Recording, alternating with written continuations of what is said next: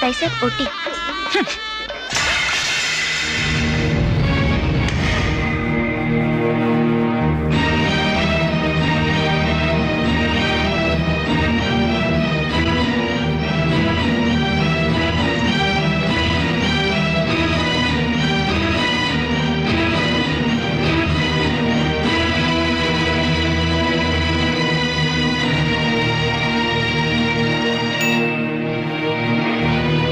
माफ कर सुनबाई, पण घरच्या लक्ष्मीचं असं स्वागत व्हावं याचं मला फार वाईट वाटतं. नाही बाबा, असं बोलू नका. सासूबाईंना प्रवासाचा क्षीण आला असेल. हा? तुम्ही त्यांची काळजी घ्या. हा, हे घे, तुझा आतमध्ये. मी सासूबाईंच्या तब्येतीकडे जरा बघतो.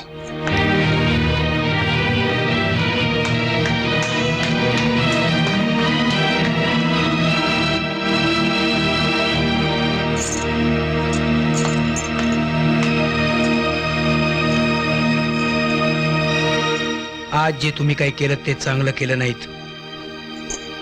मला तुमचं लेक्चर ऐकायचं नाहीये. तुम्ही स्वतःच लोकांना लेक्चर देता, दुसऱ्यांचं लेक्चर तुम्ही कशाला ऐकणार? पण मी तुम्हाला लेक्चर द्यायला आलोय नाही, मी तुम्हाला फक्त जाणीव करून द्यायला आलोय. एक गोष्ट लक्षात ठेवा, सून ही घरची लक्ष्मी असते. ती फक्त ओळखता यायला हवी आणि त्यासाठी दिव्य दृष्टी लागते. ही लक्ष्मी तरी भिकारडी. खरी लक्ष्मी होती मंत्राची मुलगी, शिकली सवरलेली, फॉरेनला वाढलेली. या घरात गंगेच्या काठी जन्मलेली मुलगी सून म्हणून हवी आहे. थेम्स रिव्हरच्या काठी जन्मलेली नकोय. ती आली असती तर बरोबर हुंडा आणला असता, चालो गाडी आणली असती. बंद करा, बंद करा. किती हे पैशाचं वेड. काय कमी आहे तुम्हाला? हा? काय कमी आहे तुम्हाला या घरात? धन दौलत, पैसा अडका, बंगला, काय कमी आहे तुम्हाला या घरात? समाजाची धुरा वाहणारे पुढारी लोक तुम्ही. त्यागाच्या गोष्टी तुम्ही लोकांना सांगता. हुंड्याची प्रथा बंद झाली पाहिजे, ती प्रथाच नष्ट करा, अशा घोषणा तुम्ही आपल्या भाषणातून लोकांना देता. आणि स्वतःच्या घरात मात्र अशाच प्रथेला तुम्ही खत पाणी घालता. एक लक्षात ठेवा, आज ही खरी खुरी लक्ष्मी तुमच्या घरात सून म्हणून आलेली आहे. एक दिवस असा उजाडेल, त्यावेळेला तुम्हाला तिचं महत्व कळेल. पण त्याआधी वेळ टळून गेलेली असेल. आणखी एक, सोन्याच्या नारळानं कधी लक्ष्मीची ओटी भरत नाहीत.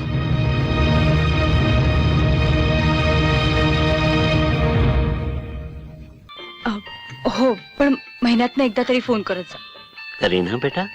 हाँ, तब्येतीची काळजी घे. हो. अच्छा पप्पा. Okay, bye. माया, त्या रात पुन्हा त्या भिकारड्याचा फोन या बंगल्यात आला तर समजलं? सासूबाई, मला उलट उत्तर दिलेलं आवडत नाही. तेच म्हणते मी.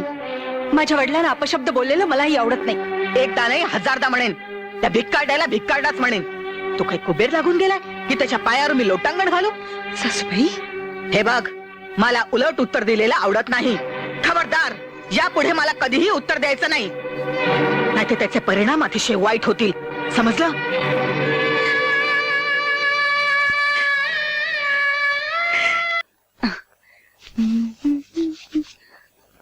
अरे, सारा बंगला अजून साफ करायचाय, सजवायचाय. आवरा रे बाबा लवकर.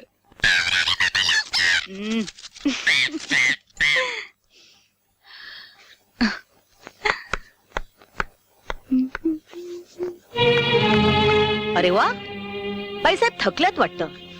नोकरांकडनं कामं करून घेतेस, स्वतःचे हात हलवायला नको. आणि हे बघ, असा सुत्ती चेहरा करून राहू नकोस. माझ्या मुलाचं लग्न आहे आणि या घराचं शेवटचं मंगल कार्य आहे. कामा अशी हसत हसत झाली पाहिजे. कामाला लाग.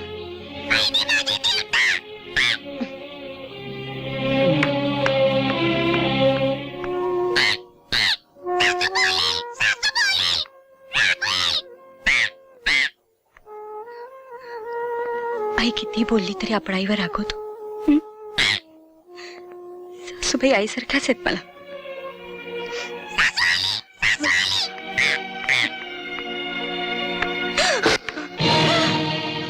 काय चाललंय का तुझं? कसली एवढी घाई लागलीये तुला? तुझं लक्ष आहे कुठे? तू चुप राहा. नेहमी मध्ये मध्ये बोलतो.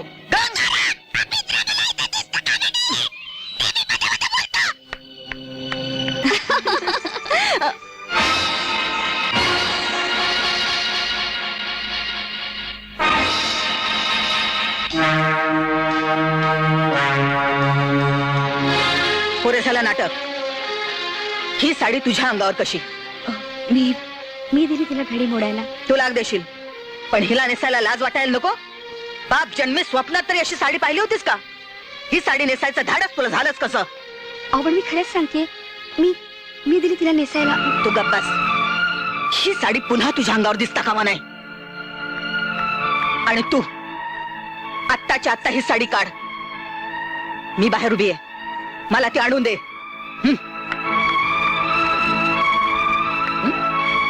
तुम्ही काय ऐकताय? चुलीवर काय शिस्त आहे तिकडे लक्ष घाला. घरात काय शिस्त आहे तिकडे लक्ष घालू नका. चला.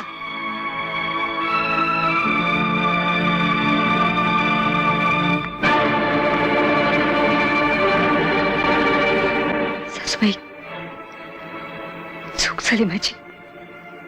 पुन्हा नाही घडणार असं.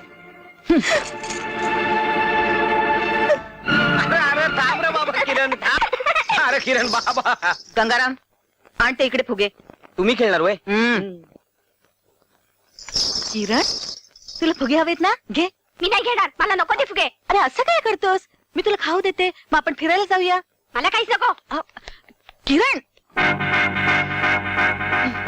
माया, आज जे काही घडलं ना, ते नको होतं घडायला. सासूबाई येत त्या, त्यांना हक्क आहे बोलायचं. आई आई काय बाळ? किरण, माझ्याकडे ये. मी नाही येणार, मी नाही येणार. जा बाळा. चुप. तूच फुसलावतेस आणि वर सासूपणाचा आवडतेस. जेवढं सपोर, पण माझा स्पर्शही करून घेत नाही तो. सासूबाई नका हो असं बोलू. मी असं कसं सांगेन? मी देवाला साकडं घातलं. तुम्ही अजिबात चिंता करू नका. मी भाऊजीला सुखरूप परत आणेन. नमस्कार करा.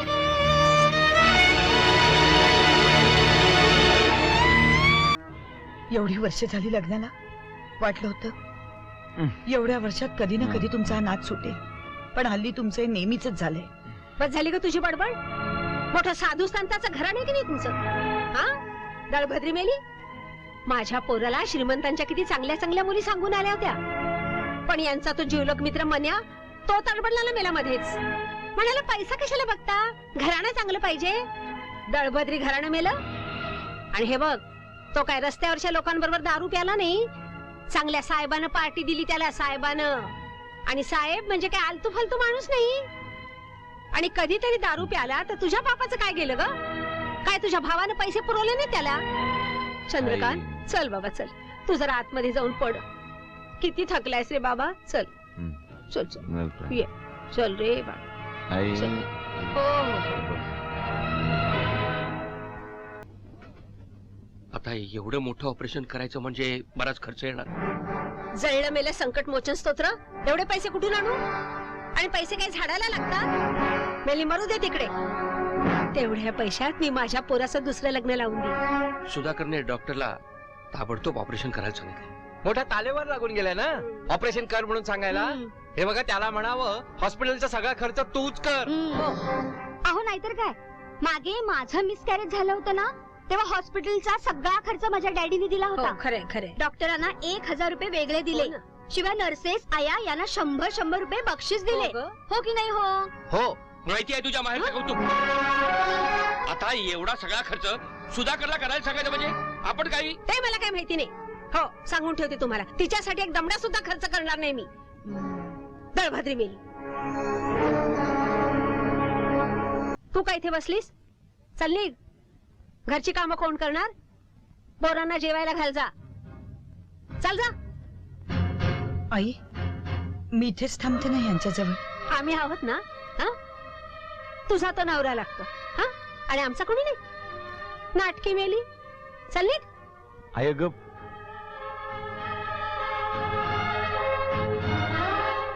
प्रेमा, तू जा. घरी मुलं एकटीच आहेत. माझी काळजी करू नकोस. जात.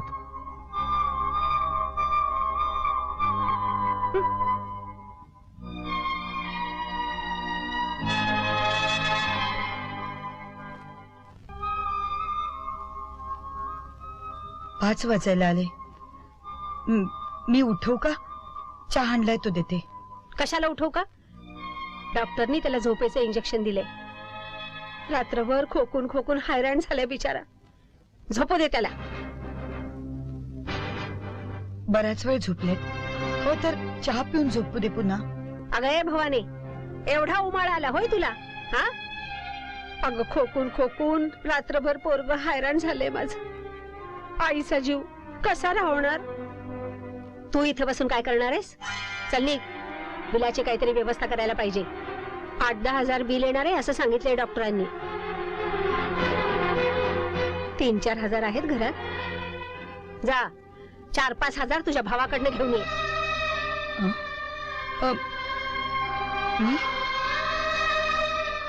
पण मी आता पण कसं म्हणतेस ग?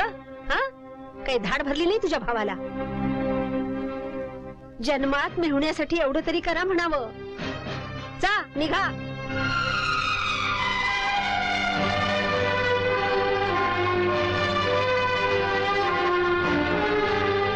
या या या या बसा ना, बसा बसा बसा.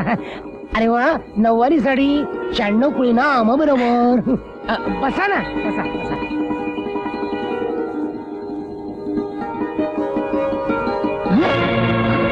कोण तू? कोण तुम्ही?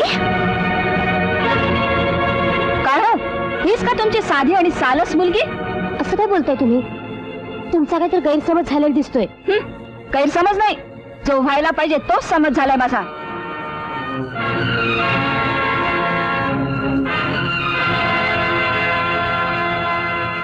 पाटली का खून? पाटली, तळपायाचा ठणका अजून मस्तकात आहे आमच्या. मला काही उमगेल असंच झालंय. आई, त्या दिवशी केळाच्या सालीवरनं तमाशा केला ना, त्यात ह्या वाटलं होतं कोणी चांगली मुलगी असेल, पण हीच ड्युटी आली. खबरदार माझ्या मुलीला ड्युटी म्हणाल तर. पोलीस कमिशनरची मुलगी आहे, त्यांचंच रक्त खेळते तिच्या अंगात. अहो बाईसाहेब, आईसाहेब, असं भांडताय काय? अहो नाती जोडायची सोडून असा दुश्मन दावा का उभा करताय? या मुलीशी सुनेचं नातं याच जन्मात काय 7 जन्मात शक्य नाही ते. अभय,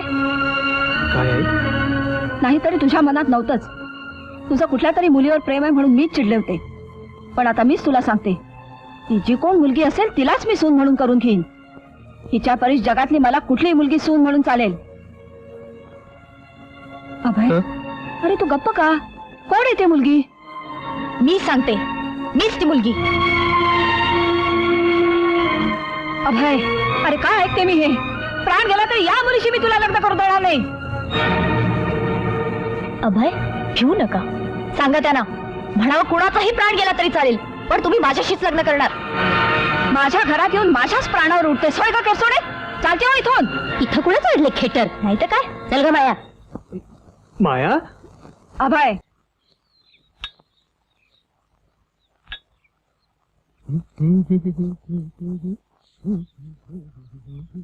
गुड मॉर्निंग आई. ये शिरा केलाय तुझ्या आवडीचा गरम गरम, बदाम बेदाणे घालून. खाऊन घे. हा,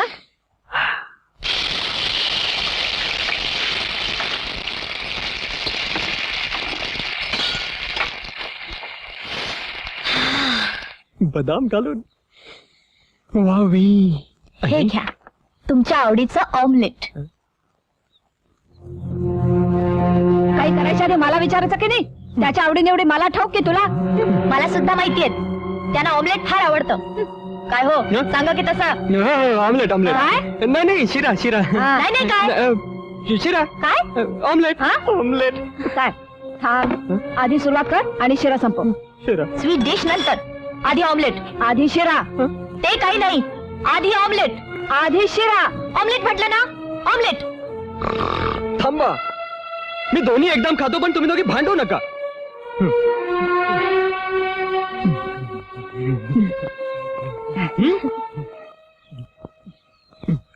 आणखी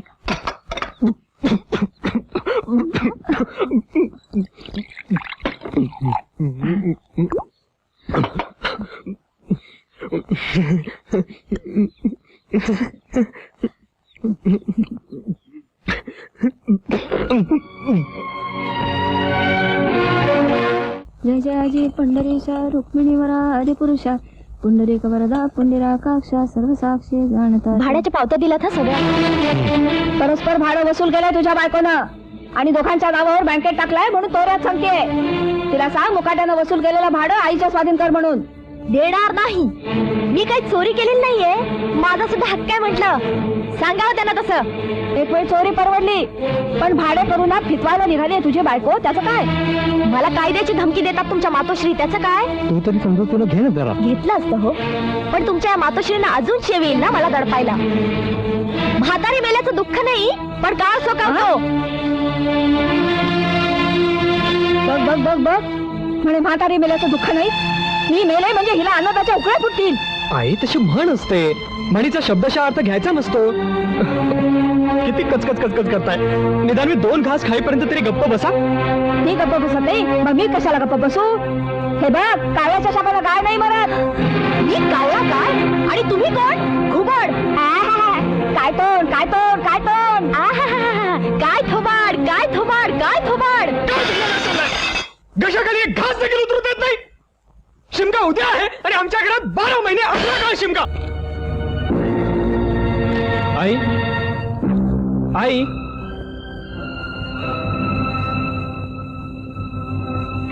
काय रे? याचा अर्थ मी सांगते. याचा अर्थ अनर्थ. घरातला तमाशा कोर्टात गाजवणार आहेस का? मग काय करणार?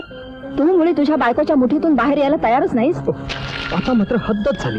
तिची जिद्द कुठवर टिकते कायद्यासमोर तेच बघणार आहे मी. मागात पडेल कोर्टात ते माझ्याच बाजूने साक्ष देतील. काय हो छट माझ्याच बाजूने साक्ष देईल. काय रे? मी कोणाच्याही बाजूने साक्ष देणार नाही. हे घर आहे का तुरुंग? या घरात राहणं मुश्किल केलं तुम्ही दोघींनी. उद्या सगळं मुश्किल कराल.